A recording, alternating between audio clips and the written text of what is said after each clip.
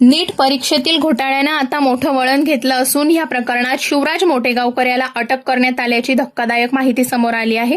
देशभरातील लाखो विद्यार्थ्यांच्या भविष्याशी संबंधित असलेल्या या परीक्षेत गैरप्रकार झाल्याच्या आरोपामुळे आधीच वातावरण तापलेलं असताना आता तपासातून समोर आलेल्या माहितीनं अनेक प्रश्न उपस्थित केले आहेत।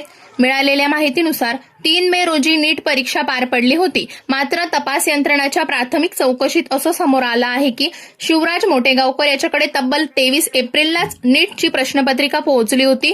म्हणजे परीक्षा होण्याच्या अनेक दिवस आधीच प्रश्नपत्रिका लीक झाल्याचा गंभीर संशय व्यक्त केला जात आहे। तपासादरम्यान आणखी एक मोठा खुलासा समोर आला आहे। परीक्षा झाल्यानंतर पुरावे नष्ट करण्याच्या उद्देशाने मोटेगावकरने संबंधित प्रश्नपत्रिका नष्ट केल्याचा आरोप करण्यात आला आहे। इतकंच नाही तर त्याच्या मोबाईल फोनमध्येही लीक झाल्याच्या प्रश्नांचे फोटो आणि संबंधित माहिती आढळून आल्याचं सांगितलं जात आहे। त्यामुळे या प्रकरणात आणखी मोठं रॅकेट कार्यरत होतं का याचा तपास आता वेगानं सुरू आहे। या संपूर्ण प्रकरणामुळे विद्यार्थ्यांमध्येही आणि पालकांमध्येही मोठी नाराजी पसरली आहे। वर्षानुवर्षे मेहनत घेणाऱ्या विद्यार्थ्यांच्या भावना आणि भविष्याशी खेळ करणाऱ्यांवर कठोर कारवाई व्हावी अशी मागणी आता जोर धरू लागली आहे।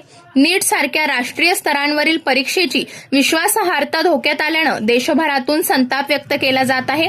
दरम्यान तपास यंत्रणा मोटेगावकरच्या संपर्कातील इतर व्यक्ती, आर्थिक व्यवहार, मोबाईल डेटा आणि कॉल रेकॉर्डची चौकशी करत आहे। या प्रकरणात आणखी काही मोठी नावं समोर येण्याची शक्यता नाकारता येत नाही आणि या तपासातून नेमकं आणखी काय समोर येणार आणि विद्यार्थ्यांना न्याय मिळणार का याकडे संपूर्ण देशाचं लक्ष लागलं आहे।